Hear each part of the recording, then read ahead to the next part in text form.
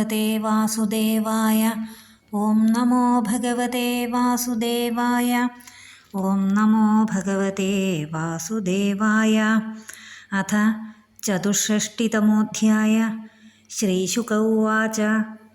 ഏകദോപവനം രാജൻ ജഗ്മുർയദുകുമാരകാ വിഹർത്തും സാംബ പ്രദ്യുമ്ന ചാരുഭാനുഗദാദയ ക്രീഡിത്വാ സുചിരം തത്ര വിചിന്വന്ത പിപാസിതാ ജലം നിരുതകേ കൂപേ ദദൃശു സത്വമത്ഭുതം കൃകലാസം ഗിരിനിഭം വീക്ഷ്യ വിസ്മിതമാനസാ തസ്യ ചോദ്ധരണേ യത്നം ചക്രുസ്തേ കൃപയാന്വിതാ ചർമ്മജൈസ്താന്തവൈ പാശൈർബദ്ധ്വാ പതിതമർഭകാ നാശക്നുവൻ സമുദ്ധർത്തും കൃഷ്ണായ ചക്ഷുരുത്സകാ തത്രാഗത്യാരവിന്ദാക്ഷോ ഭഗവാൻ വിശ്വഭാവന വീക്ഷ്യോജ്ജഹാരവാമേന തം കരേണ സലീലയാ സ ഉത്തമശ്ലോകകരാഭിമൃഷ്ടോ വിഹായ സദ്യ കൃകലാസരൂപം സന്തപ്തചാമീകരചാരുവർണ്ണ സ്വർഗ്യത്ഭുതാലങ്കരണാംബരസ്രക് പപ്രച്ഛ വിദ്വാനപി തന്നിദാനം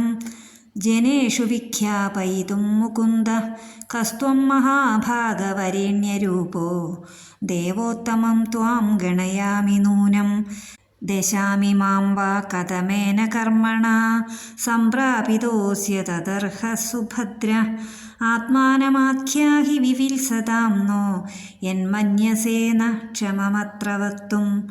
ശ്രീശുക ഉവാച. ഇതി സ്മ രാജാ സംപൃഷ്ട കൃഷ്ണേനാനന്ദമൂർത്തിനാ മാധവം പ്രണിപത്യാഹ കിരീടേനാർക്കവർച്ചസാ. നൃഗ ഉവാച.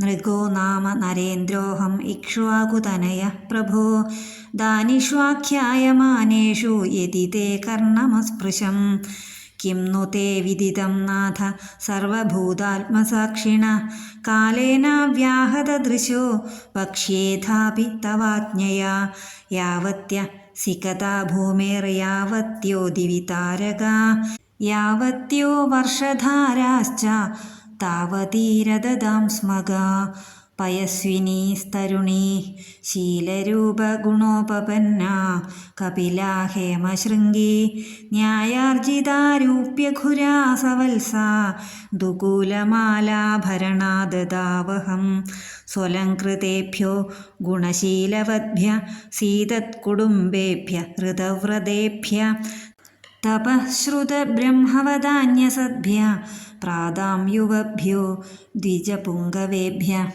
ഗോഭൂഹിരണ്യായതനാശ്വഹസ്തിന കന്യാ സദാസി സ്ഥിലരൂപ്യശയ്യാ വാസാംസി രത്നാനി പരിച്ഛദാൻ രഥാനിഷ്ടം ച യജ്ഞൈശ്ചരിതം ച പൂർത്തം കസ്യചിത് ദ്വിജമുഖ്യസ്യ ഭ്രഷ്ടാ ഗൗർമമ ഗോധനേ സംപൃക്താ വിദുഷാ സാ ച മയാ ദത്താ ദ്വിജാദയേ താം നീയമാനാം തൽസ്വാമീ ദൃഷ്ടോവാച മമേതി തം മമേതി പ്രതിഗ്രാഹ്യാഃ നൃഗോ മേ ദത്തവാനിതി വിപ്രൗ വിവതമാനൗ മാമൂചതു സ്വാർത്ഥസാധകൗ ഭവാൻ ദാതാപഹർത്തേതി തച്ഛ്രുത്വാ മേ ഭവൽഭ്രമ അനുനീതാവുഭൗ വിപ്രൗ ധർമ്മകൃച്ഛ്രഗതേന വൈ ഗവാം ലക്ഷം പ്രകൃഷ്ടാനാം ദാസ്യാമ്യേഷാ പ്രദീയതാം ഭവന്താവനുഗൃഹീതാം കിങ്കരസ്യാ വിജാനത സമുദ്ധരത മാം കൃച്ഛ്രാത് പതന്തം നിരയേ ശുചൗ നാഹം പ്രതീച്ഛേ വൈ രാജൻ ഇത്യുക്ത്വാ സ്വാമ്യപാക്രമത് നാന്യത് ഗവാമപ്യയുധമിച്ഛാമീത്യപരോ യയൗ ഏതസ്മിന്നന്തരേയാമ്യൈർദൂതൈർനീതോയമക്ഷയം യമേന പൃഷ്ടസ്തത്രാഹം ദേവദേവ ജഗൽപതേ പൂർവം ത്വമശുഭം ഭുങ്ക്ഷേ ഉതാഹോ നൃപതേ ശുഭം നാന്തം ദാനസ്യ ധർമ്മസ്യ പശ്യേ ലോകസ്യ ഭാസ്വത പൂർവം ദേവാശുഭം ഭുഞ്ജ ഇതി പ്രാഹ പതേതി സ താവദദ്രാക്ഷമാത്മാനം കൃകലാസം പതൻ പ്രഭോ ബ്രഹ്മണ്യസ്യ വദാന്യസ്യ തവ ദാസസ്യ കേശവ സ്മൃതിർനാദ്യാപി വിധ്വസ്താ ഭവൽ സന്ദർശനാർത്ഥിന സത്വം കഥം മമ വിഭോ ക്ഷിപഥ പരാത്മാ യോഗേശ്വരൈ ശ്രുതിദൃശാമലഹൃദ്വിഭാവ്യ സാക്ഷാദധോക്ഷജ ഉരുവ്യസനാന്ധബുദ്ധേ സ്യാന്മേനുദൃശ്യ ഇഹ യസ്യ ഭവാപവർഗ. ദേവദേവ ജഗന്നാഥ ഗോവിന്ദ പുരുഷോത്തമ നാരായണ ഹൃഷീകേശ പുണ്യശ്ലോകാച്യുതാവ്യയ. അനുജാനീഹി മാം കൃഷ്ണ യാന്തം ദേവഗതിം പ്രഭോ യത്ര ക്വാപി സദശ്ചേതോ ഭൂയാന്മേ ത്വൽപദാസ്പദം. നമസ്തേ സർവഭാവായ ബ്രഹ്മണേ നന്ദശക്തയേ കൃഷ്ണായ വാസുദേവായ യോഗാനാം പതയേ നമഃ. ഇത്യുക്ത്വാ തം പരിക്രമ്യ പാദൗ സ്പൃഷ്ട്വാ സ്വമൗലിനാ അനുജ്ഞാതോ വിമാനാഗ്ര്യമാരുഹൽ പശ്യതാം നൃണാം. കൃഷ്ണ പരിജനം പ്രാഹ ഭഗവാൻ ദേവകീസുത ബ്രഹ്മണ്യദേവോ ധർമാത്മാ രാജന്യാനനുശിക്ഷയൻ. ദുർജരം വദ ബ്രഹ്മസ്വം ഭുക്തമഗ്നേർമനാഗപി തേജീയസോപി കിമുത രാജ്ഞാമീശ്വരമാനിനാം. നാഹം ഹാലാഹലം മന്യേ വിഷം യസ്യ പ്രതിക്രിയാ ബ്രഹ്മസ്വം ഹി വിഷം പ്രോക്തം നാസ്യ പ്രതിവിധിർഭുവി. ഹിനസ്തി വിഷമത്താരം വന്നിരദ്ഭി പ്രശാമ്യതി കുലം സമൂലം ദഹതി ബ്രഹ്മസ്വാരണിപാവക. ബ്രഹ്മസ്വം ദുരനുജ്ഞാതം ഭുക്തം ഹന്തി ത്രിപൂരുഷം പ്രസഹ്യതു ബലാൽഭുക്തം ദശപൂർവാൻ ദശാപരാൻ. രാജാനോ രാജലക്ഷ്മ്യാന്ധ നാത്മപാദം വിചക്ഷത്തെ നിരയം യേഭിമന്യന്തെ ബ്രഹ്മസ്വം സാധുബാലിശ. ഗൃണ്ണന്തി യാവത പാംസൂൻ ക്രന്ദതാമശ്രുബിന്ദവ വിപ്രാണാം ഹൃദവൃത്തീനാം വദാന്യാനാം കുടുംബിനാം.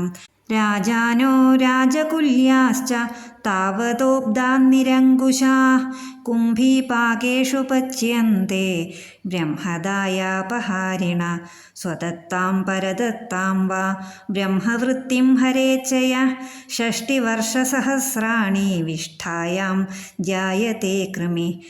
ന മേ ബ്രഹ്മധനം ഭൂയാത് യദ്ഗൃധ്വാൽപായുഷോ നരാ പരാജിതാശ്ച്യുതാ രാജ്യാത് ഭവന്ത്യുദ്വേജിനോ ഹയ.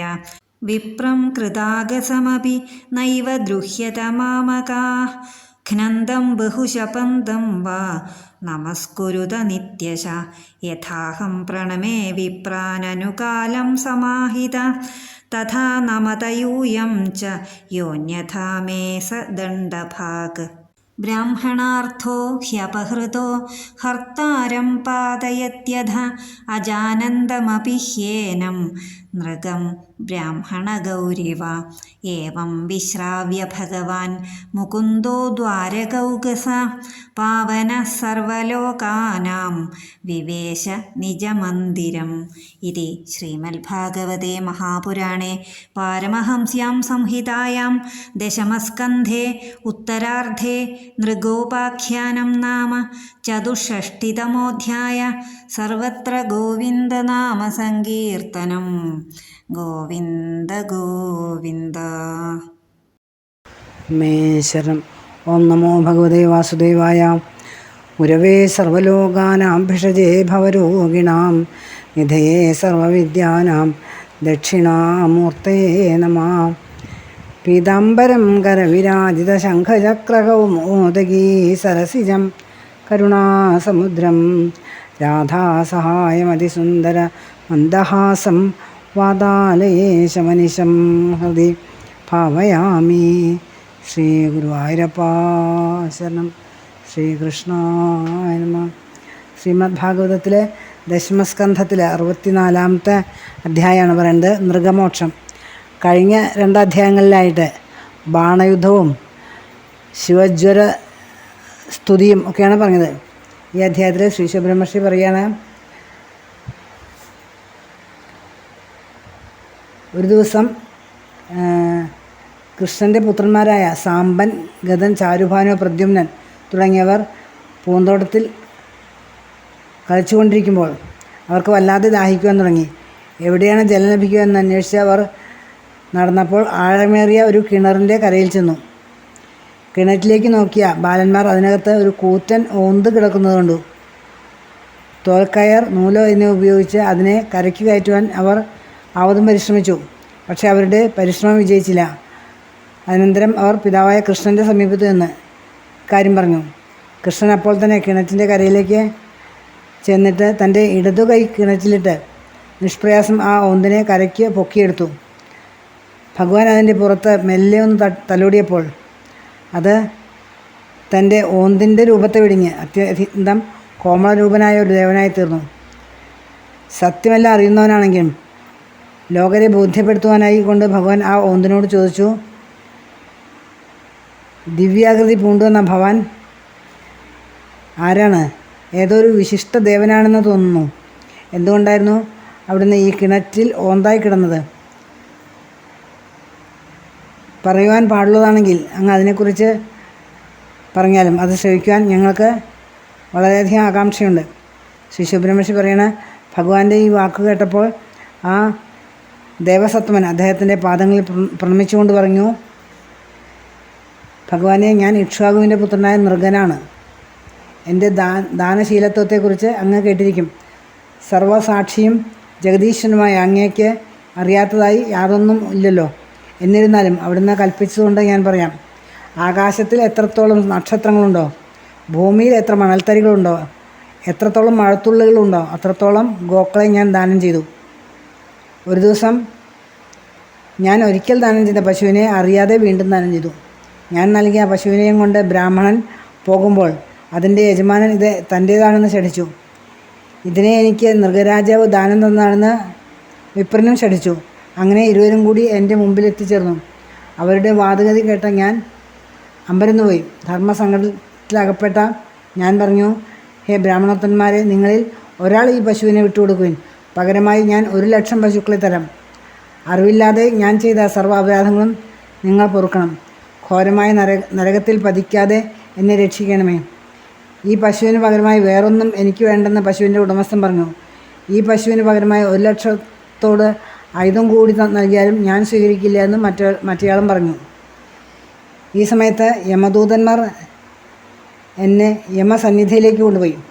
അവിടെ വെച്ച് യമധർമ്മൻ എന്നോട് ചോദിച്ചു, അവിടത്തേക്ക് പുണ്യത്തെയാണോ പാപത്തെയാണോ ആദ്യം ഭുജിക്കേണ്ടത്?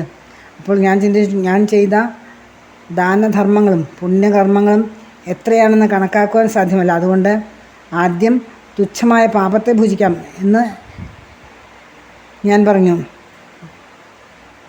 തത്സം തന്നെ ഞാൻ ഒരു ഓന്തായി ഈ കൂപത്തിൽ വന്നു പതിച്ചു. ബ്രാഹ്മണരിലും അങ്ങയിലും ഭക്തിയോടുകൂടിയവനും അങ്ങയെ ദർശിക്കുന്നതിനായി കാത്തിരിക്കുന്നവനുമായ എൻ്റെ ജന്മാന്തര സ്മൃതി നശിച്ചു പോയിട്ടില്ല. അല്ലയോ ജഗദീശ്വര, അങ്ങനെ എന്നെ ദേവലോകത്തേക്ക് പോകുന്നതിനായി അനുഗ്രഹിക്കുക. ഇത് കേട്ട് ഭഗവാൻ നൃഗനെ പോകുവാൻ അനുവദിച്ചു. നൃഗൻ ഭഗവാനെ വലം വെച്ച് പ്രണമിച്ച് ശ്രേഷ്ഠ വിമാനത്തിലേറി ദേവലോകത്തേക്ക് പോയി. അനന്തരം ഭഗവാൻ സ്വാനുചരന്മാരോട് പറഞ്ഞു, അതിതേജസ്സോടുകൂടിയ അഗ്നിക്ക് പോലും ബ്രഹ്മസത്തെ ദഹിപ്പിക്കുവാൻ സാധ്യമല്ല. ബ്രാഹ്മണനെ ദൈവമെന്ന് കരുതുന്ന മനുഷ്യരുടെ കഥ പിന്നെ എന്താണ്? കാളകൂട വിഷം പോലും ബ്രഹ്മസത്തിൻ്റെ അത്ര വിഷമുള്ളതല്ല. കാളകൂട വിഷത്തിന് പ്രത്യൗഷധമുണ്ടായേക്കാം. കാളകൂട വിഷം ഭോക്താവിന് മാത്രമേ നാശം നൽകുകയുള്ളൂ. ജലം കൊണ്ട് അഗ്നിയും അണഞ്ഞു പോകും. എന്നാൽ ബ്രഹ്മസ്വം അപഹരിക്കുക എന്ന അരണിയിൽ നിന്നുണ്ടാകുന്ന അഗ്നി കൊണ്ട് കുലം ആകെ ചാമ്പലായി പോകും. ബ്രഹ്മസ്വം ബ്രാഹ്മണൻ്റെ സമ്മതമില്ലാതെ സ്വന്തമാക്കിയാൽ അവൻ്റെ 3 തലമുറ നശിച്ചു പോകും. പിടിച്ചു പറിച്ചാൽ മുൻപും പിൻപുമുള്ള 10 തലമുറ നശിച്ചു പോകും. ബ്രാഹ്മണ സ്വത്തിൽ എനിക്കൊരിക്കലും ആശ തോന്നാതിരിക്കട്ടെ. അത് സർവ്വ ഐശ്വര്യത്തെയും നശിപ്പിക്കുന്നതും ആയുസ്സിനെ ക്ഷയിപ്പിക്കുന്നതും പിന്നെ പാമ്പായി ജനിപ്പിക്കുന്നതുമാണ്.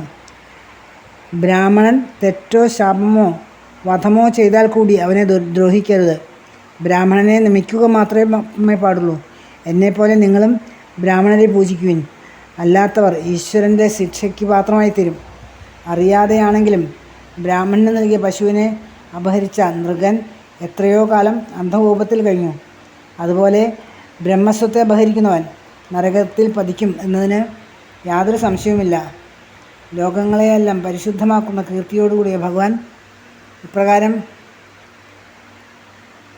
അവിടെ കൂടിയിരുന്നവരോട് പറഞ്ഞിട്ട് സ്വമന്ദിരത്തിലേക്ക് പോയി. അത്രത്തോളമാണ് ഈ അധ്യായത്തിൽ പറഞ്ഞിട്ടുള്ളത്. സർവം ശ്രീകൃഷ്ണാർപ്പണമസ്തു. സർവത്ര ഗോവിന്ദനാമസങ്കീർത്തനം. ഗോവിന്ദ ഗോവിന്ദ.